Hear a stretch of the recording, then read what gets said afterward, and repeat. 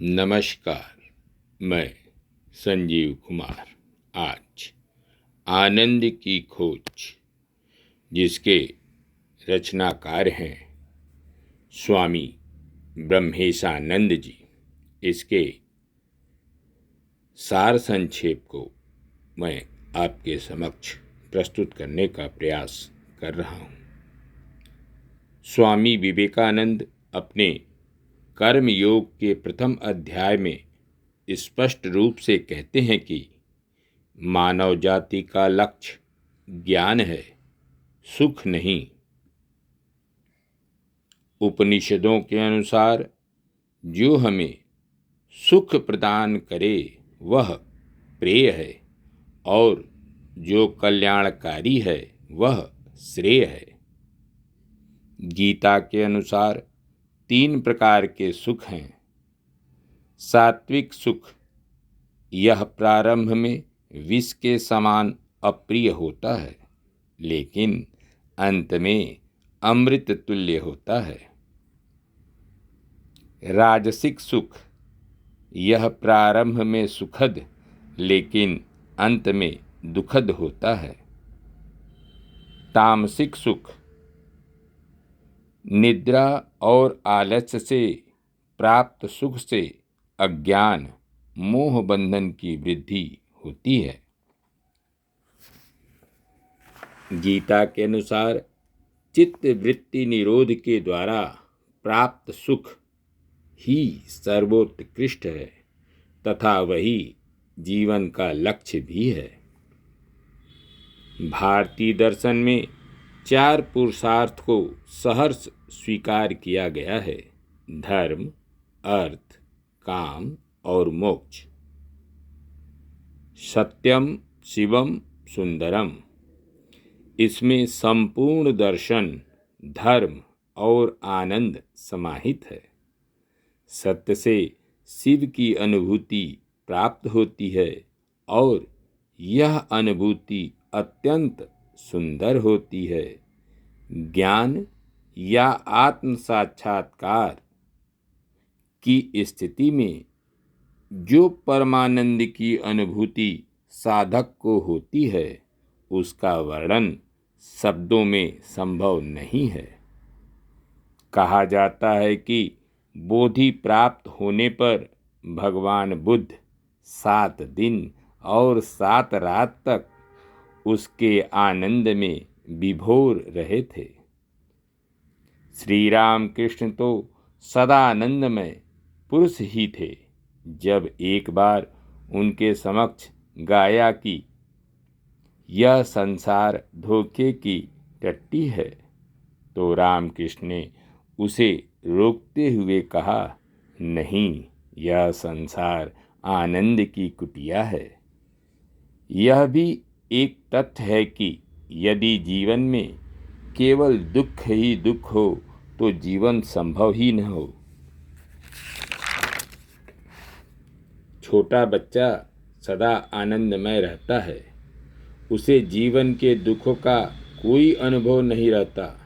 न तो उसे भविष्य की चिंता होती है और न भूतकाल की ग्लानि। श्री रामकृष्ण कहते थे कि बालक तीनों गुणों से परे होता है, वे उसे बांध नहीं सकते। ज्ञानी और बालक के सुखों में समानता होते हुए भी अज्ञानी होने के कारण बालक का सुख स्थायी नहीं होता। वह जैसे जैसे बड़ा होता जाता है, उसका सुख भी कम होता जाता है।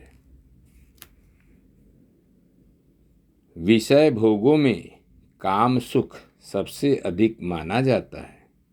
उपनिषद में काम सुख की उपमा देते हुए कहा गया है कि एक प्रेमी अपने प्रिय द्वारा आलिंगित होकर बाह्य संसार के विषय में कुछ नहीं जानता। उसी प्रकार निद्रा में भी जीव कुछ भी नहीं जानता। जहाँ भी तीव्र एकाग्रता होती है, वहीं सुख की अधिकता होती है। सुख और चित्त की एकाग्रता का सीधा संबंध होता है। तत्वचिंतन या परमात्मा के चिंतन से चित्त शुद्ध होता है और उसकी एकाग्रता में भी वृद्धि होती है। ऐसा शुद्ध चित्त जिस किसी विषय में लगाया जाता है वहीं पर तीव्रता से चिपक जाता है तथा आपाततः आसक्त सा प्रतीत होता है। लेकिन परमार्थ चिंतन में अभ्यस्त चित्त की विशेषता यह है कि वह इच्छानुसार विषय से हटाया भी जा सकता है। तात्पर्य यह है कि ऐसे चित्त में आसक्ति और अनासक्ति दोनों रहती हैं। आसक्ति से जहाँ सुख प्राप्त होता है वहीं आसक्ति दुख का कारण भी होती है। भगवान शिव का मन इसी अद्भुत विशेषता से संपन्न माना गया है। भर्तृहरि के अनुसार रागी पुरुषों में हर ही विराजते हैं जिन्होंने प्रियतमा को अर्धांग के रूप में धारण कर रखा है। वैरागियों में ललना संग से मुक्त उनसे महान कोई नहीं है। शेष सभी कामदेव के बाण रूपी सर्प के विष से प्रभावित हो न तो भोग ही कर पाते हैं और न मुक्त ही हो पाते हैं। तात्पर्य यह है कि एकाग्रता और आसक्ति के कारण सुख प्राप्त होता है। यदि किसी अप्रिय विषय या वस्तु में भी मन को एकाग्र किया जाए तो धीरे धीरे वह प्रिय लगने लगता है और सुख प्रदान करने लगता है। उपनिषदों में कहा गया है कि संसार के सभी प्राणी परमात्मा के सुख के एक लेश मात्र से ही जीवित रहते हैं। विद्वानों का कथन है कि विषयों में जो सुख प्राप्त होता है वह वस्तुतः आत्मा का ही सुख है, वह विषयों में नहीं होता है। विषय प्राप्ति की इच्छा से उसको प्राप्त करने के प्रयत्न से मन चंचल बना रहता है, लेकिन विषय प्राप्त होने पर मन शांत हो जाता है। उस सात्विक शांत मन में आत्मा के आनंद का प्रतिबिंब पड़ता है जो विषय सुख के रूप में जाना जाता है। वस्तुतः सुख तो आत्मा का ही होता है, लेकिन प्रतीत होता है कि विषयों ने सुख प्रदान किया। शास्त्राकारों का मत है कि निद्रावस्था में हम ब्रह्मानंद का ही अनुभव करते हैं, लेकिन वह अज्ञान से आवृत रहता है। निद्रा से जागने पर हम सहसा उठना नहीं चाहते हैं। थोड़े समय तक निद्रा के ठीक बाद की तूषणी अथवा शांत स्थिति में बैठे रहना चाहते हैं। निद्रा के ठीक बाद और ठीक पहले चित्त की ऐसी स्थिति होती है कि न तो उसमें चित्तवृत्तियाँ उठती हैं और न मन अज्ञान द्वारा आवृत रहता है। ऐसी स्थिति में भी व्यक्ति ब्रह्मानंद का अनुभव करता है। वेदांतियों का कथन है कि हमें इस तूष्णी स्थिति को बनाए रखने का प्रयत्न करना चाहिए।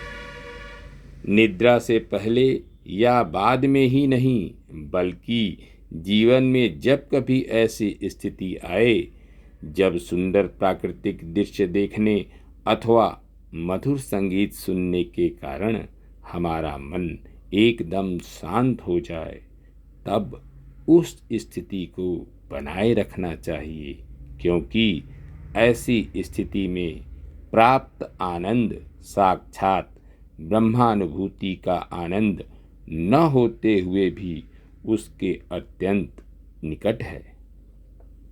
श्री रामकृष्ण के अनुसार ब्रह्मानंद का सुख शरीर के प्रत्येक रोमकूप में स्त्री पुरुष के रमण सुख के बराबर होता है। निद्रा का आनंद गीता के अनुसार तमोगुणी आनंद है, जो बंधन और मोह की वृद्धि का कारण होता है। हमारा लक्ष्य निद्रा के आनंद को जागृत अवस्था में प्राप्त करना है। तूष्णी अर्थात शांत स्थिति के काल की वृद्धि तभी संभव है जब हम अपने सब कार्य पूर्ण सजगता एवं एकाग्रता से करें तथा तूष्णी स्थिति में सजग बने रहें, अन्यथा हम तमोगुण में डूब जाएंगे। अपने संतान की रक्षा के लिए व्यक्ति अति प्रिय धन को खर्च करने में नहीं हिचकता, पर यदि वही संतान मारने आए तो व्यक्ति अपनी रक्षा पहले करता है। स्थूल देह से भी इंद्रियां अधिक प्यारी होती हैं, क्योंकि यदि कोई आँख फोड़ना चाहे तो हम हाथ आदि के द्वारा उसकी रक्षा करने का प्रयास करते हैं, और इंद्रियों से प्राण अधिक प्यारे हैं, क्योंकि यदि इंद्रिय त्याग से प्राण रक्षा होती है तो हम इंद्रिय या अंग त्याग देते हैं। और प्राण से भी मन प्रिय है, क्योंकि व्यक्ति अपने विचारों आदर्शों के लिए प्राण त्याग करने में भी नहीं हिचकते। इस तरह से जो अंतरतम तथा हमारी आत्मा के जितना निकट है वह उतना ही अधिक प्रिय है, और हमारी आत्मा अंतरतम है। अतः आत्मा में प्रियत्व स्थापित करना आत्म साक्षात्कार की प्रक्रिया तथा परमानंद प्राप्ति का उपाय है। धन्यवाद। नमस्कार।